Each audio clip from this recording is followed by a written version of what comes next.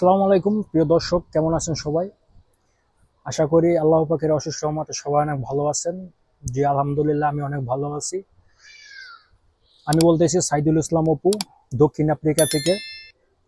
আজকে আপনাদের সাথে শেয়ার করতে চাই দক্ষিণ আফ্রিকার একটি বিষয় নিয়ে। বিষয়টি হচ্ছে, গতকালকে দক্ষিণ আফ্রিকার এই ডারবান শহরে আহ, বিরোধী পক্ষ NP something like that, we group foreigner বিরোধী একটি আন্দোলন করেছে।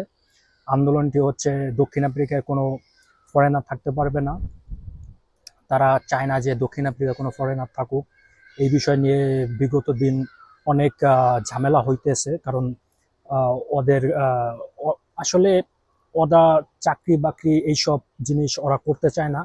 ওরা কিছুটা লেজি প্রকৃতির লোক। এদেশে যারা লোকাল, তারা চায় ইজিলি ভাবে টাকা পয়সা যাতে তাদের গভর্নমেন্ট তাদেরকে জানি দেয়। ঠিক আছে, কারণ এইসব কারণে তারা কোনো জায়গায় চাকরি করতে পারে না। হয়তো বা কোনো জায়গায় চাকরি পেলেও ওইখানে গিয়ে তারা বেশি দিন চাকরি করতে পারে না, কারণ দেখা গেছে তারা চুরি ডাকাতি এগুলো করে। এগুলো করার ক্ষেত্রে ওইখান থেকে তারা জবলেস হয়ে পড়ে। তো এখন তারা চাইতেছে দক্ষিণ আফ্রিকা যাতে কোনো ফরেনার জানি না থাকে।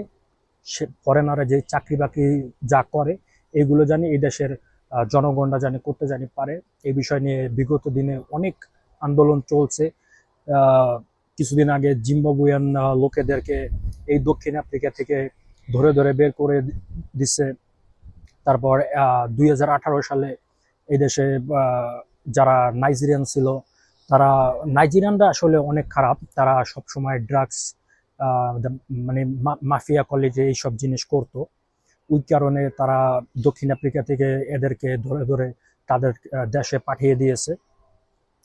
তো এখন আসছে এশিয়ান লোকেদের সমস্যা, জিম্বাবুয়ানদের সমস্যা, তারপর চাইনিজ লোকেদের সমস্যা। চাইনিজ লোকের আরেকটি মজার বিষয় হচ্ছে, চাইনিজ লোকেরা এই দক্ষিণ আফ্রিকায় তারা দেখা গেছে ধরেন একটা প্রপার্টি কেনার পরে ওইখানে মাইনিং করা শুরু করে।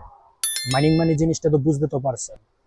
মাইনিং হচ্ছে আপনার মাটি খুঁড়ে দেখা গেছে ওইখান থেকে সোনা, তারপর ডায়মন্ড, তারপর প্লাটিনাম, এরকম ধরনের নানান ধরনের জিনিস তারা মাইনিং করে নিয়ে নেয়, নিয়ে তারা বিক্রি করে তাদের দেশ এখন ধনী হইতেছে, কিন্তু দক্ষিণ আফ্রিকা দিন দিন ডাউনের দিকে যাইতেছে। তো এখন ওই সব ইস্যু নিয়ে এখন টোটালি দক্ষিণ আফ্রিকায় যত প্রবাসী আছে, আমাদের বাংলাদেশি ভাইয়েরা, পাকিস্তানিরা, তাদের উপরে যেও এই সমস্যাটা যা পড়ছে। কারণ এরা এখন চাইতেছে না যে এই দক্ষিণ আফ্রিকায় কোনো ফরেনাররা এই দেশে থাকুক, কারণ ওরা চিন্তা করে এই দেশে সবকিছু মনে হয় ফরেনাররা নিয়ে যাইতেছে। আসলে বিষয়টা অমন না। বিষয়টা হচ্ছে, এই দেশের লোকজনরা চাকরি বাকরি এইসব জিনিসটা তারা করতে পারে না, কারণ দেখা গেছে এক জায়গাটা চাকরি নিল, ওইখানে লং টাইম চাকরিটা রান করতে পারে না। দেখা গেছে যে 2-3 মাস পরে তারা এক একটা জিনিস চুরি চেঁচামেচি এইসব জিনিসটা করে। এই জিনিসটা করার কারণে দক্ষিণ আফ্রিকায় এখন বেকারত্ব অলমোস্ট 30%-এর মতন এই দক্ষিণ আফ্রিকায় বেকারত্ব। এখন চিন্তা করেন জিনিসটা কতটা হিউজ।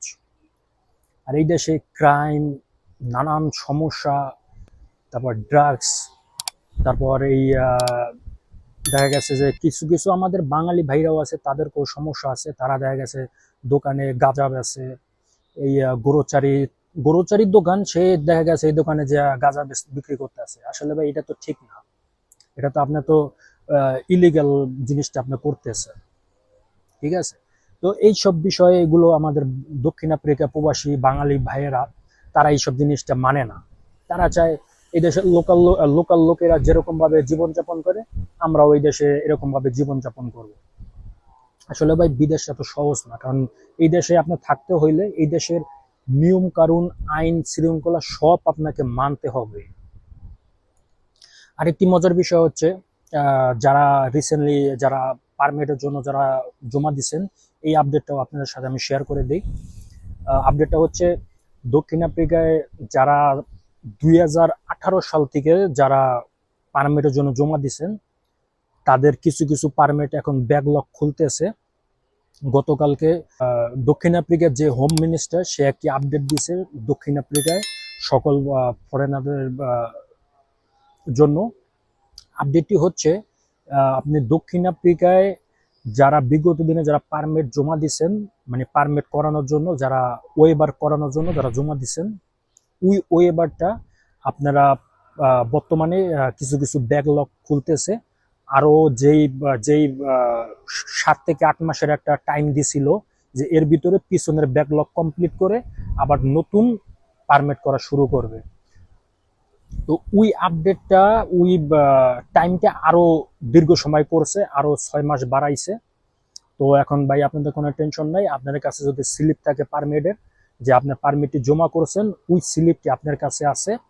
বিএফএস থেকে যে স্লিপটি দেয়, ওই স্লিপটি আপনারা যদি কোনো পুলিশে যদি ধরে, যদি বলে যে তোমার পেপার দেখাও, তখন আপনি ওই স্লিপটি আপনি যদি তাদেরকে শো যদি করেন যে এই যে এখন আমার এই স্লিপটি এই যে আমি শো করেছি, এই যে আমি পারমিট জমা দিছি, যদি বলে যে তোমার ওয়াইফকে ফোন দাও, হ্যাঁ ফোন দিবেন, আপনার গার্লফ্রেন্ডে ফোন দিয়ে বলবেন যে এই যে পুলিশের সাথে তুমি কথা বলো।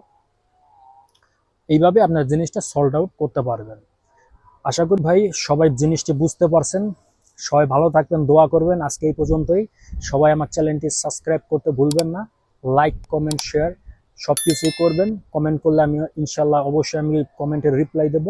আর নেক্সট কি ভিডিও আপনারা দেখতে চান সেটিও কমেন্টে জানাতে ভুলবেন না। আশা করি সবাই ভালো থাকবেন। আল্লাহ হাফেজ। বাইরে অনেক বাতাস, ফোনটা বারবার কাঁপতেছে। আল্লাহ হাফেজ।